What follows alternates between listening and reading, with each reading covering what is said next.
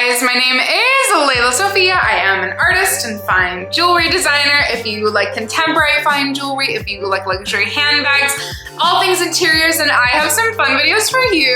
You guys, today inspired by, what a nerd I am, inspired by the ending of my video for The Row, talking about Anna Corey's new collection that is currently available at The Row London. I thought, you know, in that very video, I thought to myself, I need to highlight some of these incredible contemporary fine jewelry designers who do more like organic, you can call it raw, you can call it unpolished, you can call it ancient inspired, any of the names that you would like to, you know, call these incredible kind of design styles. I want to highlight some of my absolute favorites. If you guys are new here, thank you so much for tuning in. I can't wait to see you in all of my future videos. Make sure that you like this video, subscribe to my channel, follow me on Instagram at Lela Sophia Jewelry. I put out videos every Wednesday, Friday, and Sunday, and so I cannot wait to see you guys in the next one. And to just go in the order of who I just spoke about, the first being Anna Corey, who I have spoken about ad nauseum because, my gosh, this incredible contemporary fine jewelry designer, like couture fine jewelry designer. If you saw the 2023 Met Gala, Anna Corey, some of those diamond looks that she put together, my personal favorites, I know very niche, but my personal favorites being her very chunky, substantial ear cuffs. Emily Ratajkowski was wearing an incredible one. I know Hailey Bieber has worn them. Obviously the Olsen twins, Mary-Kate Olsen specifically, sometimes wears two stacked together. I've talked about it a lot, but essentially she is like out of this world, incredible. And there is a new collection of hers currently available at the Row London, I believe. I've been in person to the Row on the Upper East Side in New York City and seen some of her pieces in real life, and I can tell you, my goodness, again, kind of speechless. They're so beautiful. And this new collection, as soon as I got an email about it, I was like, oh my gosh. It's very interesting. You know, for those of you guys who are new here, I've worked in the fine jewelry industry for over a decade. This is my 11th year in this industry, and I can tell you that there is kind of slowly this little movement from designers like myself, who I'll get to next, going in a more like, again, kind of ancient inspired, more organic way. I think even Cassie Thorpe did an entire video talking about a lot of the things that I go over, again, ad nauseum. The fact that, you know, the bigger brands like Cartier Van Cleef, Tiffany, while she's wearing a just on clothes Bangle, she says, I think a lot of people have seen like how perfect and polished all of those pieces are and want something a little bit more natural looking, a little bit more organic looking. And the fact that Anna Corey, like such a designer who I personally look up to very much, also, you know, going in this direction. I am so excited to see kind of like what she continues to do. Again, Anna Corey is just truly now one of my favorite designers. And to quickly, again, I have lots and lots of videos on my channel about my own brand, Lela Sophia Jewelry. But for those of you guys who are new here, there's a few of you new here. I'm primarily inspired by my own Moroccan heritage on my father's side. He and my entire family still live there, are from there. The beauty of the land, of the people, of the facial tattoos that my grandmother had, all like our multiple kind of cultural elements are the biggest inspiration to me. I'm a bit of a researcher, and in doing as much research as I could on, you know, our kind of cultural practices and everything from handmade Moroccan rugs to lamps. All of these pieces are really organic and beautiful. Some of my favorite rugs from Morocco are Berber rugs, which again, a lot of people would say are very imperfect. A lot of that has gone into my own work. Even just like my own process, I really try to make everything as authentic as possible. And so I don't use any machines. I don't use any tools. I literally just sculpt or carve everything by, you know, with my little hands. And that gives it something like, again, it's not lost on me that, you know, this is fine jewelry. We're wearing a big chunk of gold on our hands, fingers, wrists, neck, ears.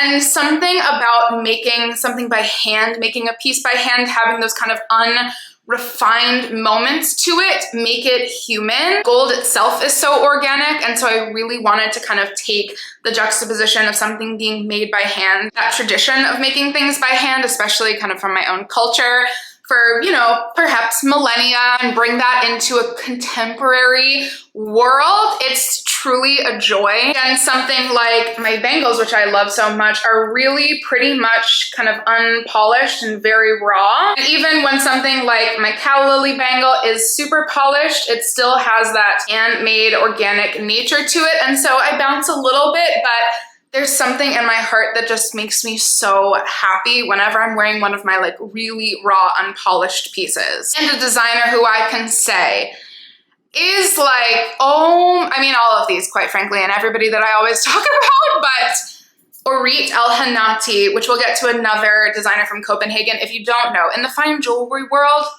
Copenhagen, like oh my gosh, some of the most incredible designers come out of Copenhagen. It's really on another level. Some of the best, like most incredible contemporary fine jewelry stores. And Orit Elhanati is like, I can't even tell you how badly I want one of her rings. The rock collection, I have again gone over ad nauseum, but it is worthy of mentioning 20 times. It is so beautiful. The way that she makes her pieces is kind of beyond me. As again, like, you know, I would not pass up a beautiful diamond ring. However, she places stones in such a natural way that it literally looks like you dug that piece up exactly like that. It's not just a gigantic stone kind of like stuck somewhere. It literally looks like a little mountainscape. And all of her pieces, she also did a collab with Kate, I think last year. And when I tell you, just every single one of her pieces, from the tiny little stud earrings to the rock ring that I literally fantasize about, all of her pieces are so forever beautiful. And again, another designer who I love and I have on my really, like, I'm really would be honored to purchase a piece from Asley this year. Asley is such an incredible designer, another one where, like, it is not easy. It's definitely not easy what we do. It's not easy to take, like, again, the kind of significance, the historical significance, the humanistic significance of what our ancestors have been doing for, again, millennia, and yet translate it in a modern day to something that is not only wearable and beautiful, but to something that has like a soul and a feeling behind it. And yes, again, 11 years talking about this type of stuff, so really nerding out here, but Asley just has a special place in my heart, and I think she's one of the best to do it. Her medallions for me are just so, like, I'm really going to try my hardest to make 2024 the year of getting an Asley medallion and hopefully getting a Darius Jewels piece. Something about, again, the way that she's actually, like, authentically able to capture ancient inspired imagery and motifs. It's really beyond me, and I'm so in love with her pieces. And Alice Wace, another one of, like, for sure my top 3 favorite jewelry designers of all time. Alice Wace was one of those who literally, this is actually very cool because a lot of the times, you know, especially in the research that I do, I really have known about so many of these incredible contemporary jewelry designers for like years and years and years. And when I went with, I remember I did like a long Europe trip with my brother, and then my mom joined us at the end. It was very, very sweet. And in London, this was like 8 years ago, which is really crazy. In London, of course, it was us. So, you know, we stumbled into like some cool, off the beaten path, contemporary concept store. And I like zoomed over to a case and I picked up one of which I later found out to be Alice Wace's pieces. And I said, what is this? Who is this? What is this magic? Like, this woman, oh my gosh.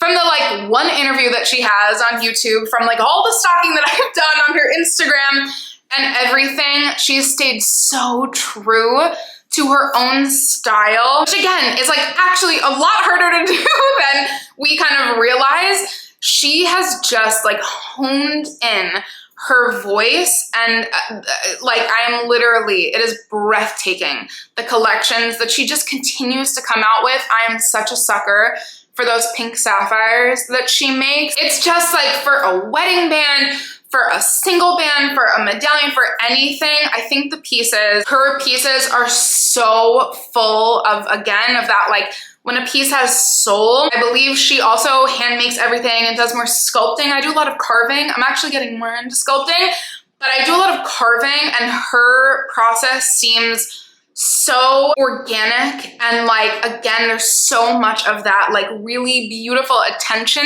in there. I could talk all day about her pieces if you can't already tell, and so she is like, again, has like a massive, massive place in my heart. And on to the very first organic handmade jewelry designer who I found out about, again, 8 years ago, which is really crazy, or almost 8 years ago. I worked for an incredible multi-brand store that had like, oh my gosh, I mean, just some of the cream of the crop. And Communion by Joy. I literally remember, even before I worked there, I remember going, again, having that like, hallelujah choir moment where you go over to the corner and you're like, what is this? I did all the research I could about them, and Communion by Joy.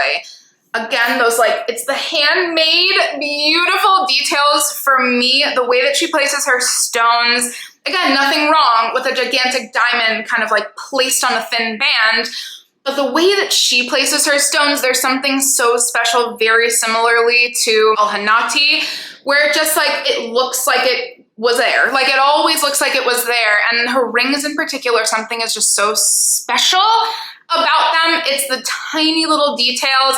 Again, the fact that everything is made by hand, it's so, so unique. And I am so embarrassed to say this name because I think it's either Greased or Greeked, something like that. And please, someone, help me down in the comments. Okay, so at Dover Street Market, this designer I have seen many, many times, and I am a little bit lost for words every single time I see one of these rings. This designer, it's like the whole kind of through line of their collections is not only natural and organic, but there's something so like high art about it. I don't know if that makes any sense at all, but it's very museum worthy. It's very Dover Street Market appropriate. Dover Street Market has like, they're on my like goal in life to be in one day. Dover Street Market really, really honors the kind of art world worthy jewelers. And this is it, like, it looks like they have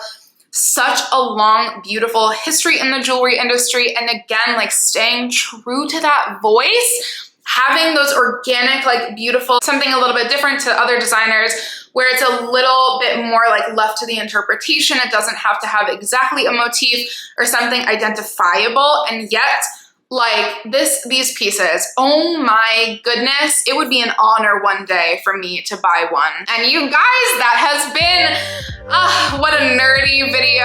My favorite designers who do more organic, raw, unpolished, unrefined, but such beautiful pieces. I cannot wait to hear your thoughts as always below. And as always, I can't wait to see you in the next one. Bye guys.